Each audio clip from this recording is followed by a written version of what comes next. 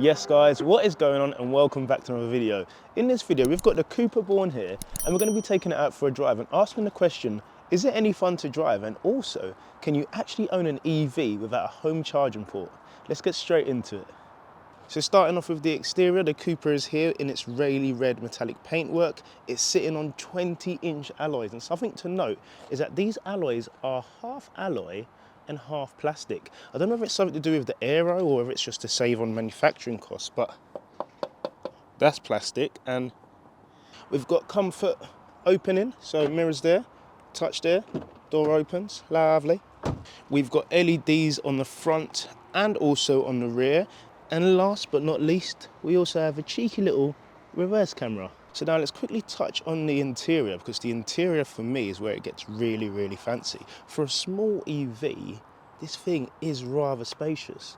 You've got cup holders down here, front and on the rear, which is a great plus. We've got 12-way adjustable seats, which are electric obviously. So bearing in mind this is a 2022 car, it's not going to have anything rather old-fashioned. To change gear, you need to use this thing right over here, foot on the brake, and then you twist it that way. It goes straight into drive. You flick it towards you and it goes into reverse. And if you flick it gently, it knows you just want to go into neutral, but it's either going to be drive, reverse, and it does take some getting used to. That is something to note. And then you've got a button just on the side here that allows you to put it into park. But with all EV cars, as soon as you, I don't know, take your foot off the brake and it's got auto hold and you open the door, it goes into park anyway. So while we are on the function of gizmos, there is no buttons at all anywhere, and for me, simplicity, it's great, but for some people might just prefer having climate control buttons just to manually operate, but you have it over here. So if you roll your finger over here and keep an eye on this 22 degrees, it adjusts it based on what you're sliding. If you want to go that way, it's back that way. So for some people it's great because you can see it's the same on the steering wheel. If we wanted to crank up the music, you wouldn't be able to click it, you'd have to swipe up on it. So this model is also spec'd with the tech pack, meaning you get parking assist, advanced keyless entry, illuminated door handles and wireless charging. But down here you can see you've also got 4 USB ports in this car. You've got 2 in here and 2 in the rear, and it also comes with an adapter because my phone has got a magnetic mount on the back, and if you have a magnetic mount, wireless charging doesn't work. So maybe it's because this screen is so big because it's 12 inches long. Easy now. But the vents are kind of in a weird position, meaning that when you do want it go into your face, it kind of hits your nose hairs first. Not that I have any because I shave mine daily. But yeah, that's something that I noticed when I was getting a bit hot in the car. I turned it on and I wanted it on my face and it wasn't really getting to where I wanted it to. But is that a deal breaker? I don't think so. Moving to the right here, again, whether this is weight saving, I'm not sure, but this button here, as you can guess, operates the windows. Lovely. But now if you wanted to do the rear, you'd have to click this button, you'd have a little audible click, and then it operates the rears, which is fine. But last but not least, if you do love audio and you love music, or I don't know, banging out those tunes, you've got to select the option for the Beats audio package, because the standard audio system, even on full blast, you could still probably have a conversation without shouting. It's not the greatest, I've got to be honest. And again, whether it's a deal breaker, I'm not sure. But for me, I love my music and I love blaring it out on those long journeys. I'd definitely suggest make sure you get the Beats audio system fitted. So the Cupra Born, 230 brake horsepower and 310 Newton meters of torque. And we'll find out how fast that actually feels later on. But I didn't get this car for how fast it goes. I got it to see whether it was practical, as mentioned, to daily drive an EV without a home charging port. So I set about driving this car as soon as it was delivered, and it came at 80%, and 80% is the number they quote to always stop charging an EV at, because it's more than enough unless you have a huge journey. So I said, how many days could I get out and how many miles could I get out of this engine before having to charge it? So day one comes and I forgot to reset the meter, so it's 16 miles because I did the same journey home and back. Should have had 215 miles, but guess what? I had 224. At this point, I'm loving it. Day 2 comes now, and at day 2, I'm thinking, yeah, we're going to do it again. But instead of having 197, we had 193. I don't mind that. Day 3 comes along now. I was getting a bit excited. I was giving it quite a bit of acceleration because this thing is rapid. Did 12 miles, and I should have been at 185, but instead I was at 165. Day 4 comes along now, and it was a cold one. I had seat heating on, I had the heating on, I had steering wheel heating. We should have been at 168, but instead I was at 136. Now, I did a big journey this day, and on this day, I did a total of 82 miles, and I should have been at 86 miles. But instead, on the way home, I got a little light that came on the dash, and that light right there. And it was quite worrying, because I was like, okay, now is where it begins. Okay, so the first thing I need to do is click this open, and in here, this should just move out the way, especially because I'm going to be hoping to use the rapid charger. Now, the question is, which one? Over here, don't know how well you guys can see, we've got two options. We've got this Chademo or the CCS, and I believe we're after the CCS. This one looks like it could be correct. Is that the one? Into here, it's kind of hard doing it with one hand. And there's a light here. Start. We're tapping that, which is kind of scary considering they haven't told you how much they're going to charge you. So they don't even tell you, like, they don't even say, okay, if you want £10, press £10, like they do in America. I think they just assume if you're driving an EV, you got some wedge. Oh, there we go. 94 kilowatts, 69 kilowatts, 17. All right, you know what? Enough said. I'll see you guys in 30 minutes. The time now is 12:11. 12:11. You can also make some adjustments just here to change how much charge it should actually receive. So then it will stop charging at whatever you set. There we go. You can see we've been doing this for 17 minutes and we're at 52%. So my biggest qualm, and I've always said this about infrastructure, and if everybody had one, it wouldn't be practical because of the time it takes to charge. But this is a Saturday and it's 12 o'clock. It's probably one of the busiest times on a Saturday. And there's loads of ports available. I think there's about 12 ports here anyway. If you were probably in town, you probably would have 3 or 4, and then it could get a bit tight. But if you factor in stopping and using the bathroom and getting something to eat, it's actually decent. I'm gonna say it very quickly because I know petrol heads are probably gonna kill me for it, but it's actually decent. So yeah, we're gonna sit tight for 20 minutes. We've got 2 young'uns to get through and a drink. Check the Instagram, check the YouTube comments, blah, blah, blah. Play some Fortnite with the champion. Look how angry he looks. Like, he looks so angry. Play some Fortnite, lovely. And yeah, catch you guys in a sec. Okay, so a few minutes later, we heard a loud click just to notify us that charging is finished. We've got a green light over here. And over here, in 35 minutes, we're back up to 80%. So now, all I believe I need to do is just pull it out. Done.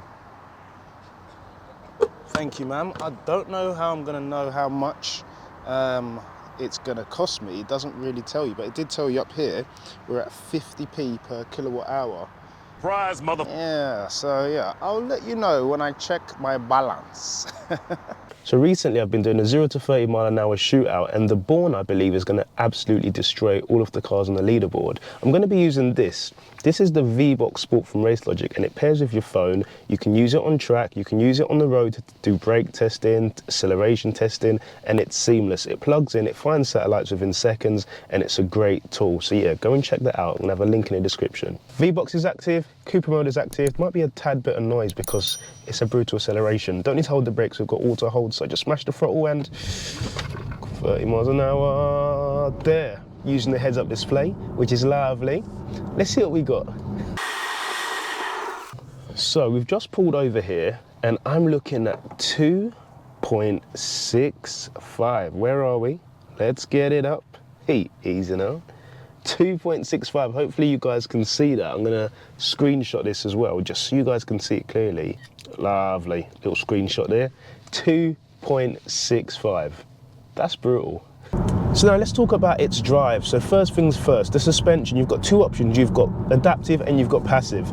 The passive suspension, which is what this car has, isn't firm at all. So we're here in range, which is what I like to drive it in to obviously save on the pennies. And the suspension is normal because it's the same in all modes. The steering wheel's light, it's probably reducing some of the power that the aircon's putting out to improve the range, hence the word range. And there's no issues at all. On firmer roads, it could get a bit bumpy, but I don't feel anything. So here's a little dip in the road, we can go in that. yeah, it's fine. It's really fine. I think if you were to opt for an adaptive suspension, you probably could just be wanting to tick every box for the sake of it.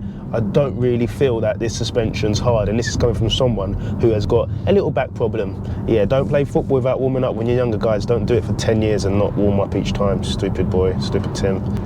And while we're on drive modes, something I love about this steering wheel, this car in fact, is the drive modes button are on your thumbs actually. On the right you've got the Cupra Born logo, and that's simply to put it in Cupra mode, which is the most aggressive mode. You can see it does a bit more engine braking, or motor braking rather, and if you click it again it goes back straight into the mode that it was in previously, which is range. If I press the left one, I'm able to cycle through all of the drive modes, and we've got comfort, performance, Cupra and individual, so you can customize whether you want a fast and like a really responsive throttle, or whether you want a softer throttle with stiffer steering, heavier steering. So that's what you can do in an individual, but I like to leave it on range, and if I do see someone that I have to give the smoke to, then I would click the Cupra button and bang, instantaneous power. Instantaneous, I love that word. So now we're in Cupra mode. You'd assume that the car would get a bit, I don't know, naughty, because this is classed as the ID3 in a tracksuit. I've seen quite a few people call it. VW have got the ID3, which again, EV car, same sort of family, the Vag group, and the Cupra comes along and says, yo, where's your tracksuit, big man?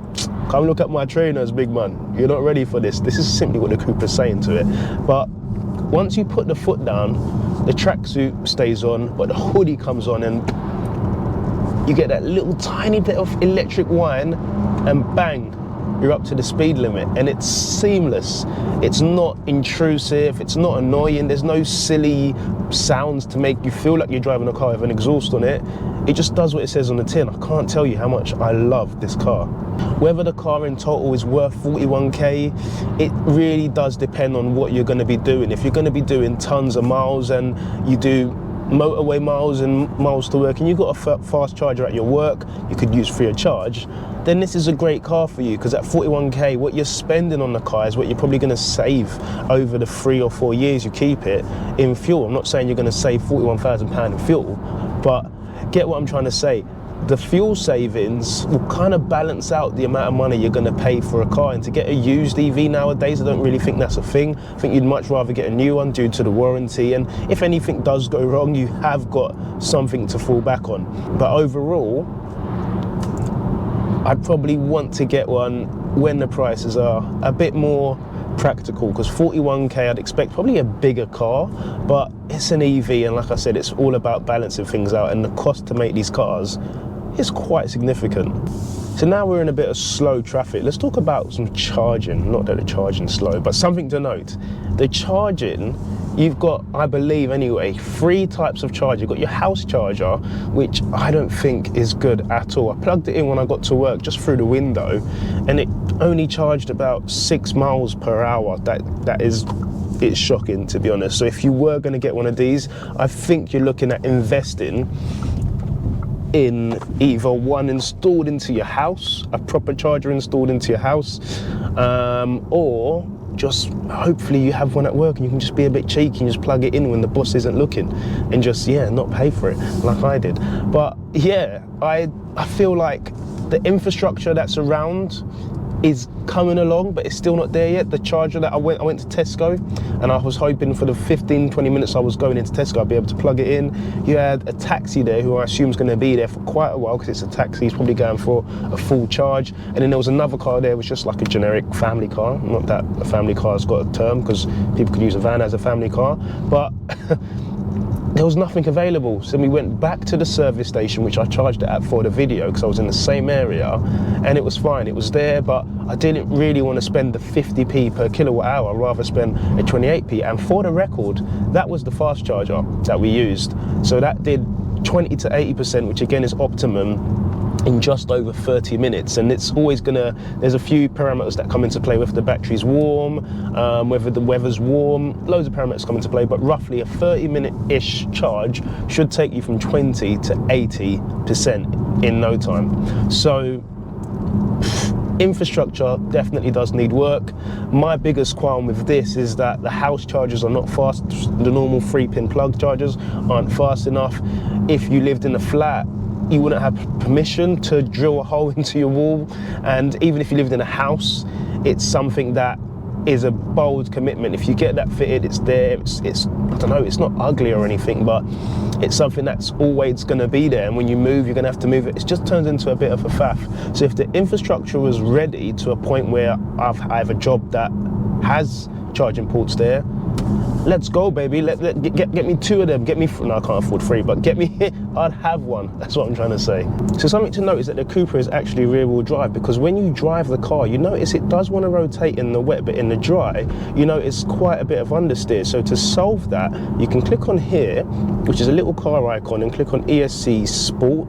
From ESC on, it goes into Sport. You get a little icon on the dash that says it's off, but it's not off, don't worry. If you do try and kill yourself, the car will rope you back in. Savage. So once this is on, I've noticed that the car tends to turn a bit more keenly, if that is even a word, a bit more keenly. So we're at a junction here. We're not going to send it. Don't worry, Cupra. We're not going to overly send it. But if we just push the throttle a bit, you notice that the car is a lot more keen to turn. And even just then, I felt the wheels just, it's not a diff, there's no diff there, I'm sure there's no diff there, but electronically, it put the brake on this wheel to allow this wheel to rotate me a lot more, which is great. And it gives you that whole little fun feel of driving a little hatchback. Again, it's rear wheel drive, so in the wet, could you have fun? I don't know, I didn't do that.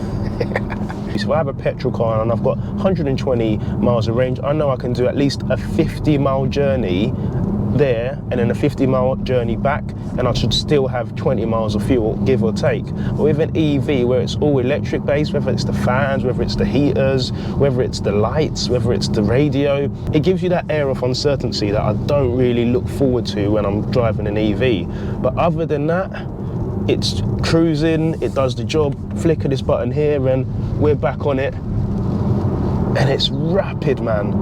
It's so quick. Once it does get into the 70 echelons, the upper echelons of speed, it does kind of get a bit slow. But other than that, it's a fun little car. And as I mentioned, the steering when in Cupra gets a lot more stiff. You can have a lot more fun with it, especially with the traction in Sport. The battery life does deplete once you go into Cupra mode, because you are going to be hammering it somewhat quite heavily. But other than that, how it does it so quietly, no fuss, no pops and bangs, no turbo lag. It's a fun little car, man. In terms of looks, it looks so cool. I get so many guys, like this guy's in the van the other day, sticking his head out the window. "Oh, mate, what is that?" I don't know, he actually was talking, this is my usual voice, but he was talking like that. So, "Oh, mate, what is that?" And I said, "Oh, it's a Cupra." He said, "Oh, what's that, like Peugeot?" I said, "No, like Seat, you know, Seat, the Cupra." He's like, "Oh, yeah, that's the Spanish version, innit?" I was like, yeah. He was like, "Oh, it's lovely, mate. It's lovely." I was like, "Is it lovely?" He's like, "Yeah, it's lovely." I was like, "Oh, lovely." So it gets it gets quite a few head turns, and that's great, because if you drive a car, it's nice to get it appreciated. Not that you drive it for other people to say, "Hey, you're doing a good job," but it's nice to know you're driving something that looks cool. So yes, guys, that has been the video. If you've enjoyed it, please smash the thumbs up button. Subscribe if you're new to the channel, and I will see you in the next one. Hopefully, if I make the journey without running out of battery, I'm joking. Take care, God bless. Woo!